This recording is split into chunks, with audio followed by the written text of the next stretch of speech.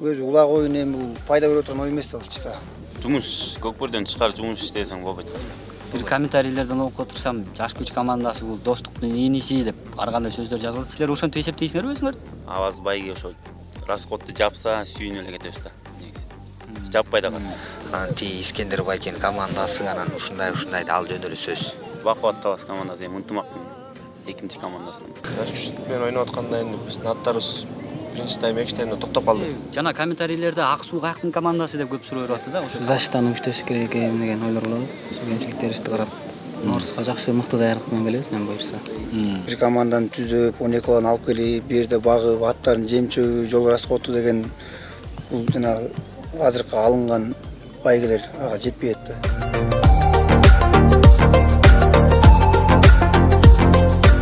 Саламатсыздарбы урматтуу YouTube'дагы көрүүчүлөр. Талаадагы ток-шоу кезектеги чыгарылыш. Бүгүн биз Ысык көлдөгү Чолпон ата ат майданынын бет маңдайында турабыз. Артыбызда Ысык көл, алдыбызда Чолпон ата ат майданы. Эми ал жакта азыр ат чабыштар болуп аткандыктан микрофон кичине тынчыраак жерге деп ушул жерди тандадык. Бүгүн биз бул жерде отургандар биринчи лиганын командалары, алдыңкы 4 командасы, тагыраак ушу Ак суу, Бакубат, Жаш күч жана Алкан ата командасынын өкүлдөрү. Биз булардан эми өз оосунан биринчи лигадагы деги эле оош кыйыштар, түйшүктөр, эмне маселелер бар, деги эле кандай дагы алдыга жылган иштер бар. Ошолорду өз оосунан угалы, командалардын дагы бир сыйра тааныштырып өтөлү. Тагыраагы мынакей алдында биринчи турган бул Айбек Исаков, Алкан ата командасынын өкүлү. Экинчиси Норус Ратбек уулу, Бакубат командасынын өкүлү. Бакубат командасы азыр эле ошо биринчи лигандагы чемпион болду. Аны менен дагы куттуктап өтөлү. Үчүнчү Бакыт Жолдошбек уулу, Ак суу командасынын капитаны жана ошондой эле Бакай Султан уулу, Жаш күч командасынын өкүлү дагы ушул жерде отурат. Ушул 4 команда алдыңкы 4 орунду алышты. Ушулардын өзүнүн сөздөрүнөн угалы. Жигиттер, саламатсыздарбы? Биринчиден эгемендүүлүк майрамыңыздар менен. Бирге болсуңар, рахмат. Деги эле турнир кандай өттү? Мына силер үчүн бир ашуу бүттү окшойт. Биринчи лиганын 26-сынан бери ушакта жаныңарды аябай тытынып жүрдүңөр, чабынып жүрдүңөр. Акыркы бүгүн ошо жыйынтыкталып, финалда Ак суу менен Бакубат ойноду. Бакубат утуп кетти. Кандай болду биринчи лига силер үчүн? Жакшы биринчи лига, командалардын баары күчтүү экен. Аябай ат салышуу болду. Жакшы күндөр болду. Бакыт мырза, Ак суу командасын көп эле мындай фаворитке деле алган эмес. Сиздер орусча айтканда темная лошадка болдуңар окшойт да. Финалга чейин жетип келип, финалдан дагы эмне кылып жеткен деп атты эле, тилекке каршы жакшы атаандаштык бере албадыңар. Ошентсе дагы Ак суу командасы кандай болду? Эми Ак суу командасы жакшы эле болду биз үчүн. Биз негизи полуфиналга деп келгенбиз да. Анткени башынан элечи. Анткени биз өткөнкү 9-май улуу жеңиш күнүнө арналган жакшы чоң турнирибиздечи Көлтөр командасын 2-0 эсебинде утуп атып, 3-чү таймда 3 гол салдырып, 3-2 эсебинде утуруп койгонбуз. Ошол оюн бизге чоң дух берди, рух берди. Сабакта болду. Ошо биз утайын деп калган команда чемпион болду. Эмнеге биз андай чемпион боло албайбыз деп ошол максатта өзүбүздүн кемчиликтерди иштедик. Эмне кемчиликтердин үстүндө иштедиңер ошондо? Команданы күчтөдүңөр, эмне кылдыңар? Команданы күчтөдүк, балдарды алдык, аттарды алдык. Өзүңөр айткандай биртке ишенбеген байкелер көңүл бурбай аткан. Биз өзүбүздүн күч менен жаш балдардын, байкелердин 5-6 кишинин күчү менен келдик. Бизде өзүбүздө атактуу, айтылуу деле спонсорубуз жок. Айта кетсем, Азамат байкебиз, Белек байкебиз, Ашырбек иним, Чыңгыз иним, Миша байкебиз бар. Ушу 5 баланын арты менен ушул деңгээлге жетип атабыз. Жана комментарийлерде Ак суу каяктын командасы деп көп суроо берип атты да. Ошо команда тууралуу тааныштырып өтүңүзчү. Ак суу Атталчы. Чүй областынын Москва районунан чыккан.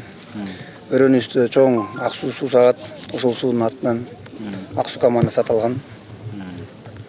Оюн жалпы жонунан жакшы өттү. Күчтүүсү жеңди. Качан түзүлдү эле силердин команда негизи? Негизи Ак суу командасы көп жылдардан бери эле бар. Анан анда мурун биринчи лига менен Иш лиганы бөлгөн эмес эле го. Ошол кезде биз Ишка келип эле улам ынтымакка же достукка ушундай бир күчтүү команда түшүп келип калып чыга албай жүргөнбүз. Эми Ишка менен биринчи лиганы бөлүп коюп жакшы кылбады бизгечи. келебиз, свободно ойнойбуз, күчтүү зеңет. Оюн жакшы болду. Ушундай оюндар көп болсо дейм. Алкан ата командасына суроо берейин. Айбек Исаков, Айбек мырза, силер 3-орунду алдыңар. Алкан ата командасы быйыл эле түзүлгөн командабы? Жок, түзүлгөн команда. Былтыр түзүлгөн. Мен канча турнир көрбөйм, бардын алына байгел орундар менен кайтып атасыздар. Булардын кулабы сүйүнсүн. Мунусунда эмне жетишпей калды командага? Мунусунда кичине аттарыбыз слабыйраак болуп калды. Айдын-айдыныстер албай койду, ошонун себептеринен утулуп калдык ата. Финалга чейин бармакчыбыз. Бармаксыңар. Кече күнү жаш күч менен ойноп атканда утулуп кете баштадыңар. 3 улак артта бараттыңар.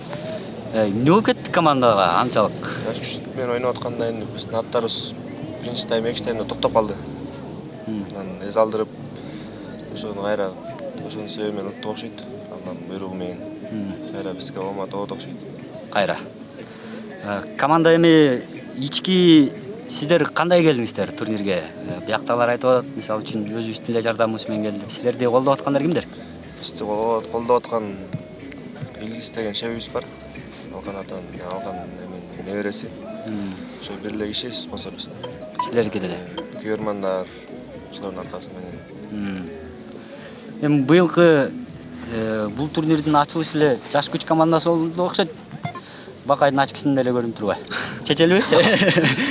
Көзүмдөрбөк эми. Иә. Аттар болуп кеткен. Көзүм анда кийел алсам. Кыскасы көрдүңөр да, Бакайдын көзүгө көрүп атыптыр, ошондуктан ачып эле кийелем. Экранды бузбай. Бакай мырза, сиз жаш күч командасы көп күйөрмандарды таап кеттиңер окшойт бул. Анын аркасында сиз дагы кантип мындай даражадагы оюнду көрсөтүп калдыңар деген суроо болот да. Бизде эми алаң жаш балдар бул турнирге жакшы даярдык менен келгенбиз. Оюн алдында 1 ай даярдандык жакшы. Ушул байкелерибиздин колдоосу менен келдик.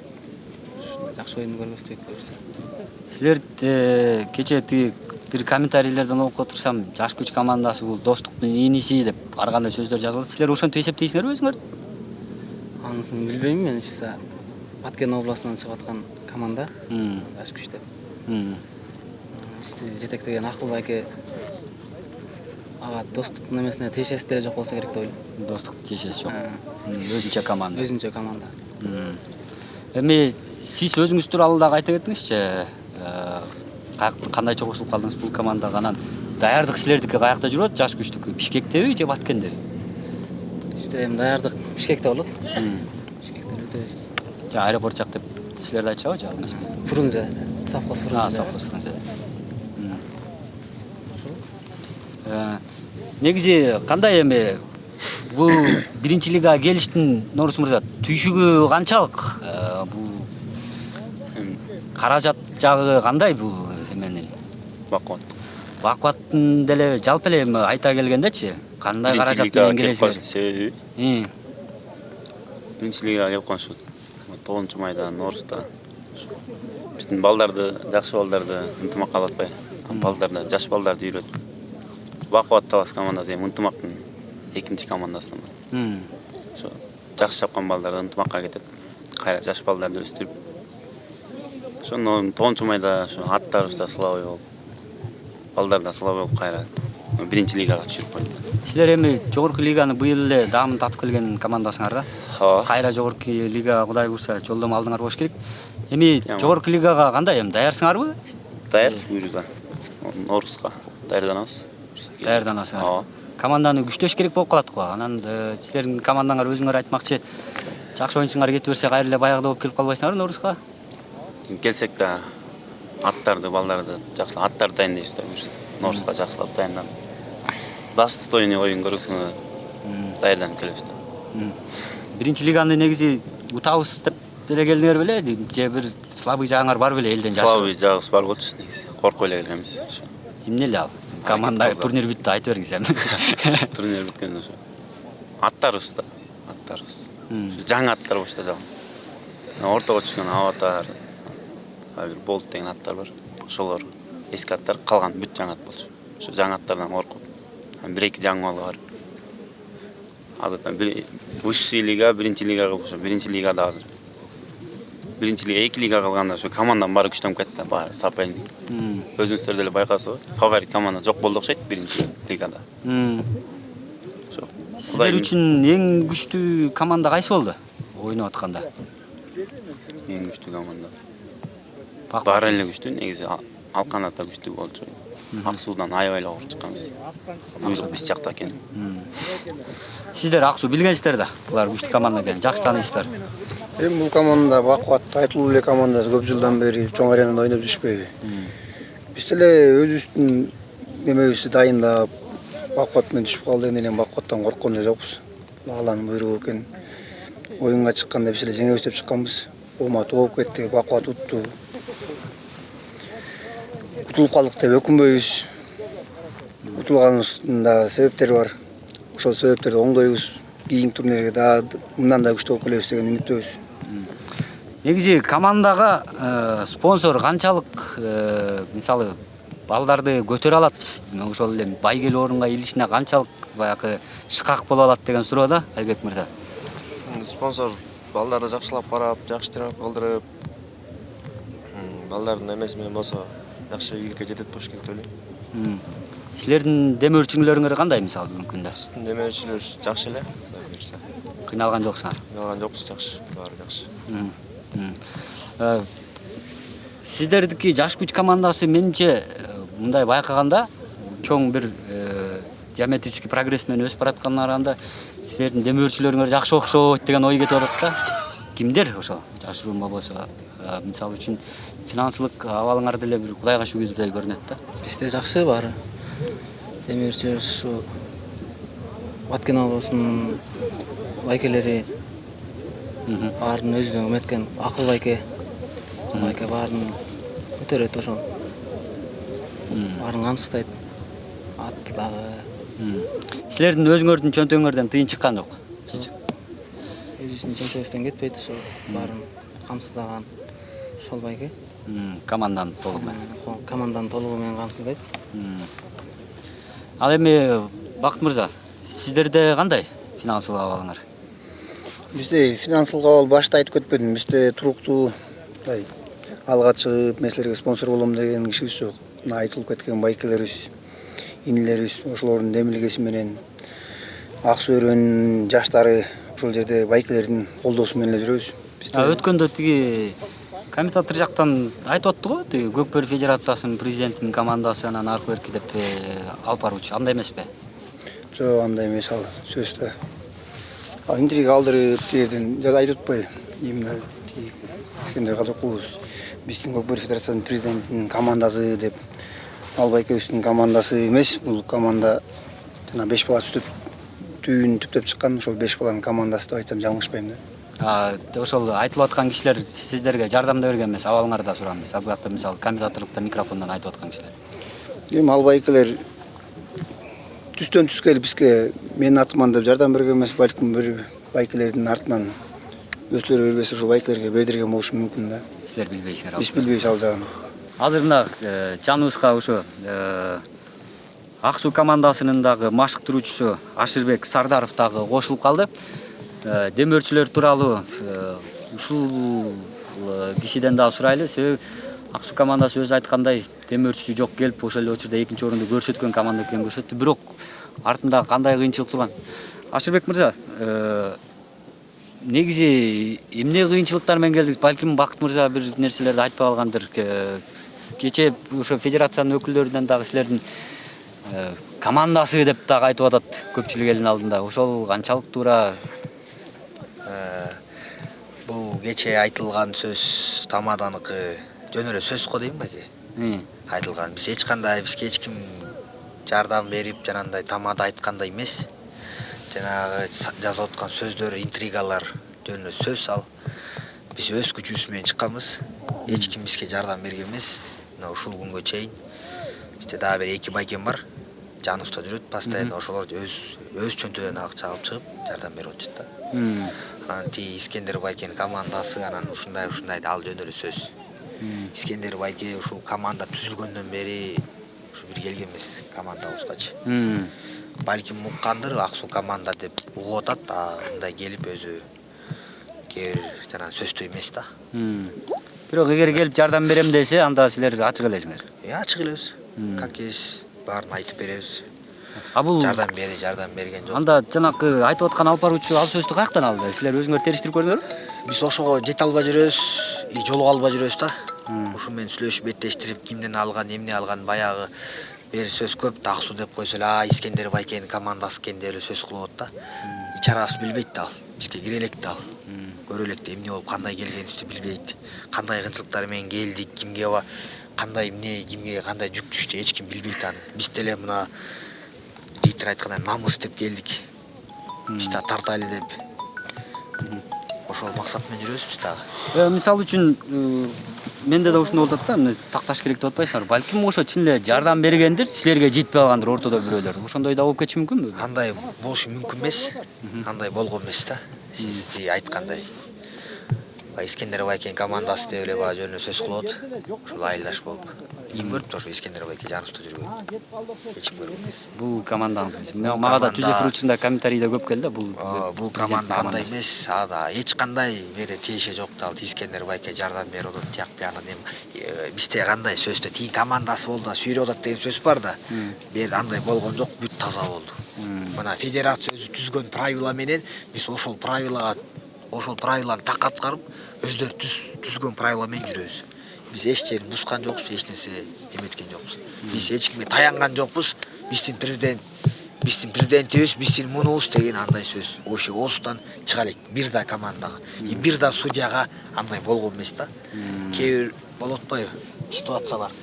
Тиги байке бул байкесин айтып, биз андай айта албайбыз, биз айтпайбыз.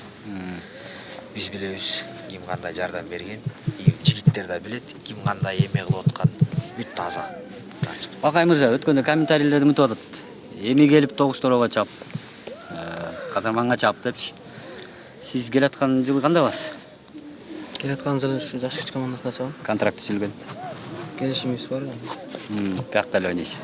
Жаш күч командасында эле. Ичиндеги атмосфера жактыбы команданын? Жакшы баары. Сый урмат жакшы эле. Жакшы беребиз. Тагы балдар Өз истеңде балдарбыз, баары жаш балдар. Эң улуубуз эле 93-жылкы. Ошондойбу, жаш экен, Жалаң жаш балдар 2000-жылкы, 98, 99, 96-тан албайт. Ошондой. Негизи могу келаткан жылы биринчи лигадан тышкары дагы экинчи лигада түзүлгөн атат да. Ушул канчалык туура чечим, керекпи бизге ошондой деген суроо да. 16 команда биринчи лигада болот экен, жогорку лигада 6 команда. Калганын баары 3-чү лигада болот экен да, экинчи лигада мындайча айтканда. Бизге ошондой керекпи, силер баягы биринчи лигада жүргөн командасыңар? Чын эле ошо биринчи лигада татып алган командалар барбы арасында?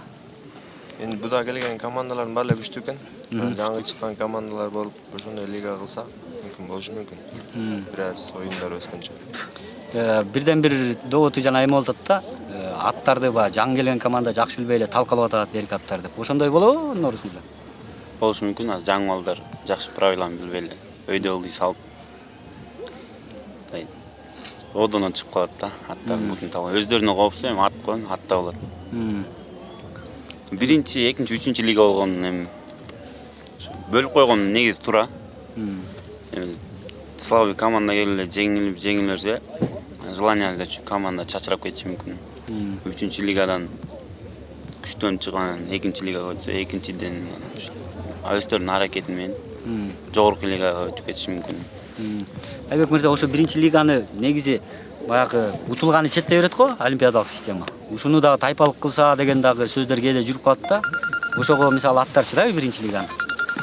Кылса болобу же өзүн актайбы же ушул эле туура дейсизби? Ушул эле туура го дейм.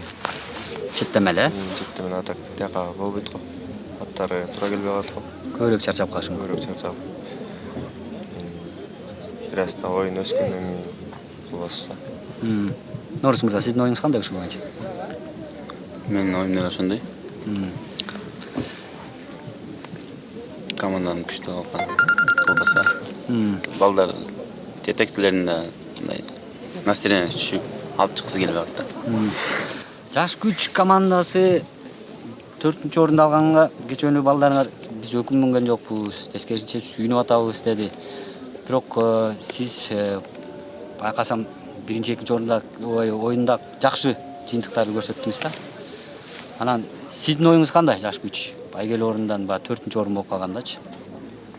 Эми жака келатканда биз деле ушу жакшы орундарды ниет кылып келгенбиз. Алланын буйругу экен. 4-ч орун болдук.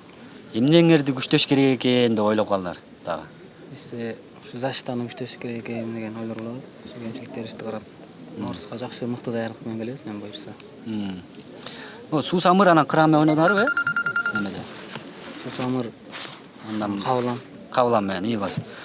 Ошондо сиз аябай жакшы бир жыйынтыктарды көрсөтүп аттыңыз да, бир 4-5тен улак салыпчы. Андан кийин эле ак суу менен ойногондо талаадан көрүнбөй калдыңыз. Финалдан деле кече 3-ч орундан деле бир улак таштадыңыз, бирок баягы атыңыз Тайсон беле? Тайсон. Ал дагы мындай 1-2 орундагыдай оюндагыдай жыйынтык көрсөтө алган жок да. Бул эмнеден болуп калды? Өзүңүз чарчадыңызбы, же атыңыз чарчадыбы, же оюн жүрбөй койдубу? Эмне болду? Жекеме жекеге жалгыз эле ат болгондуктан улам чыга берип, ат да чарчап калды. Акыркы оюндун акыркы жагында өзүм да чарчап калдым. Ошондон го дейм. Защитага слабый болуп калды. Ошондон уттуруп жибердик. Бакыт мырза, могу 1-чи лигага дагы кандай өзгөчөлүктөрдү киргизсе болот? Бунун байге жагы кандай? Негизи эле баягы оюндун жүрүшү кандай? Кайсы жагы туура, кайсы жагы туура эмес дегендей. Оюндун жүрүшү жакшы, оюндун жүрүшүнө толук эле ишенебиз. Ошол оюндун ошол боюнча калышына тилектешпиз. Просто бул 1-чи лига менен 3 лиганын ортосунда байгеле айырмалык болот да, байгени. 1-чи лиганын жеткиликтүү байге сайбай атпайбы?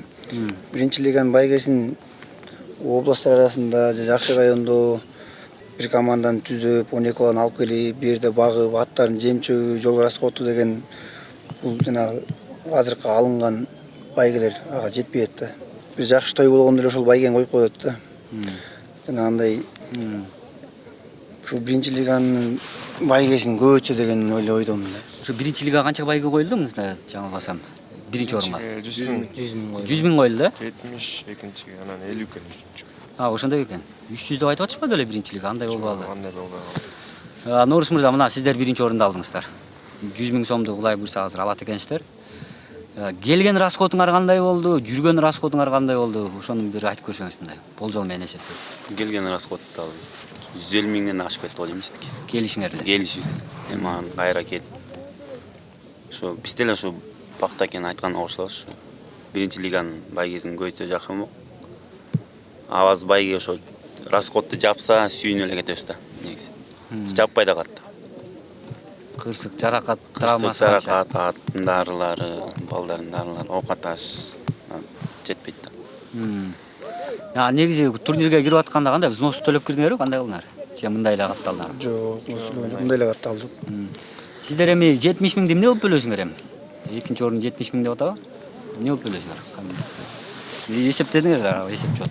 70 миң сом акча биздин жатаканабызды актаган жок да. Чынчындачы ошол жерде жатып, ошол жерде тамак жеп отуруп андан акча кетти. Эми Алланын буйругун көрөбүз, 70 миң сом акчабыз бүгүн эле колго тийбейт да, сертификат берет. Сертификаттын аркасынан чуркап жүрүп, процентин карабайт, акчасын аласың. Ошо менен ал бизди жетектеп келген балдардын эле барасы да. Бизди жетектеген балдар биз утуп байге жетип, расходубузду жапсак, спонсорлор көбүрөөк болобу дейм да. Көп эле команданын спонсору ушу балдардын расходуна чыдабай эле командалар жоюлуп кетип атпайбы, жаш командаларчы. Биздин 70 миң сом жатаканага кетип калды сөзүн ачык. Эгер мисалы демөөрчү силерди алкан атаны колдобой койсо, силерги деле командаңар акырындап жоголуп кетиши мүмкүнбү? Жок, биздики демөөрчүлөр колдобой койсо жоголбойт биз. Бирок деңгээли түшүп кетиши мүмкүн, Деңгээли түшүп кетиши мүмкүн. Мисалы демөөрчүлөр алкан ата сиздердин эмне жоопкерчиликтерин алды бүгүнкү күндө? Силердин Демөөрчүлөр энди ар нерселерин балдарга эме кылып отуруп, анын мунусун көздөп берип отуруп, тамагына жардам берип, суппуга чүйүп. жалаң намыска ойноп аткан балдарбы же арасында контракттагылар да бар? Жок, жалаң намыска ойноп жүргөн балдар. Эгерде мисалы үчүн азыр 2 команда жогорку лигага чыгып калышы мүмкүн да. Силер дагы чыгып калышыңар мүмкүн да, андай болсочу. Анан жогорку лигага бүгүнкү абалыңар менен барсаңар кайра эле төмөнкү лигага түшүп каласыңарбы? Же эмне жогорку биринчи лигага эптеп тыйынтыпырыңарды жеткизип алыпсыңар, жогорку лигага андан да көп тыйын керек да. Даярсыңарбы? Мисалы үчүн. Эми жогорку лига азыркы моментте, если бизди чындап эле высший лигага кошо турган болсо, намыз үчүн кошула беребиз да. Анан кийин бир оюн ойнойбуз, анан кайра утулабыз, кайра келебиз. Баардык эле спонсорлор ата калат да мунун баарычы. Эми айтып атпайбы, башта айттым го, буйрук депчи.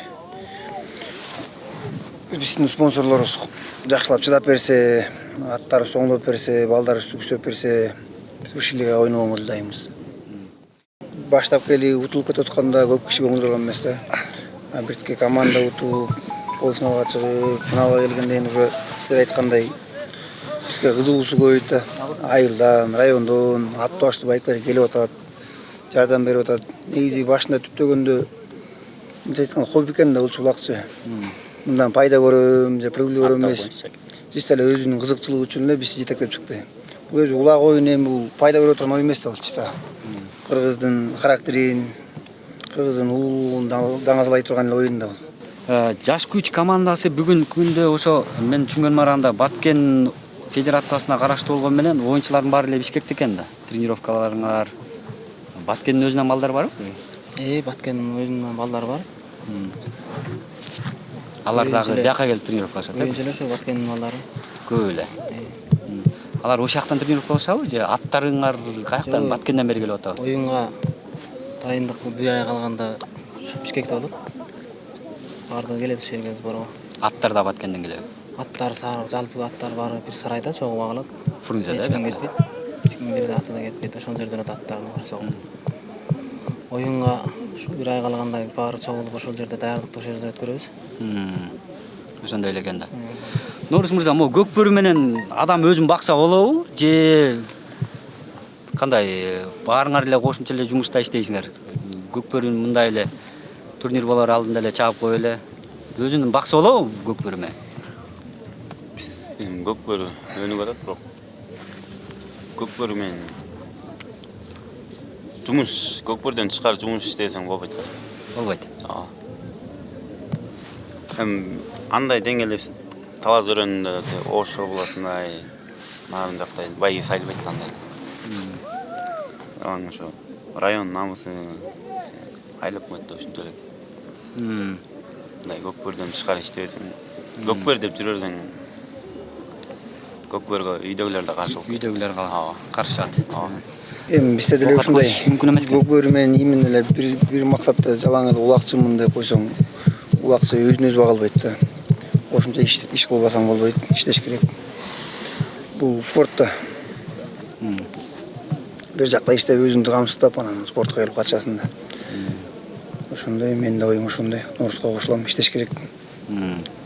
Жеке улакчы, улак менен өзүңдү өзүң багып, өзүңдү өзүң камсыздаш мүмкүн эмес. Ал деңгээлге биз жете элекпиз. Айбек мырза, Кудай бетин аргысын, бирок травма алып калса, аны айыктырыш, багыш кимдин мойнунда? Энди травма кылбайбыз, травма болуп калса ошол учурда шефтер жардам берет. Так, анан аркысында өзүң аркылуу. Өзүңдүн эле баягы эле үй бүлөгө түшүк, ата-энеге. Үй бүлөгө түшүк. Ишиңиздерге ийгилик, дагы жолу байгеңиздер кут болсун. Рахмат. Кудай буйрсем жакшы байгелер дагы биринчи лигаға коюп калат деп үмүт арталы. Эң негизгиси сиздер дагы көк бөрүдөн алыстабаңыздар. Бүгүнкү көк бөрүнүн пайдалуулун кармап турган силерсиңер.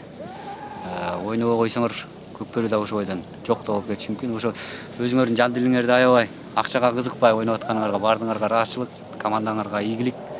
Ошол достор, бул талаада ток-шоу болду. Азын улак суроолорду көрдүңөр. Эмне маселе көйгөйлөр бар экенин билдиңер. Дагы жолу тааныштырып коеюн. Айбек Исаков Алкан Ата командасы, Норус Ратбек уулу Бакубат Талас командасы, жана ошондой эле Бакыт Жолдошбек уулу Ак Суу командасы, Бакай Султан уулу Жаш күч командасынын оюнчулары болду. Биз Чолпон Атадабыз. Кайрадан кийинки программадан жолугушканча саламатта туругула.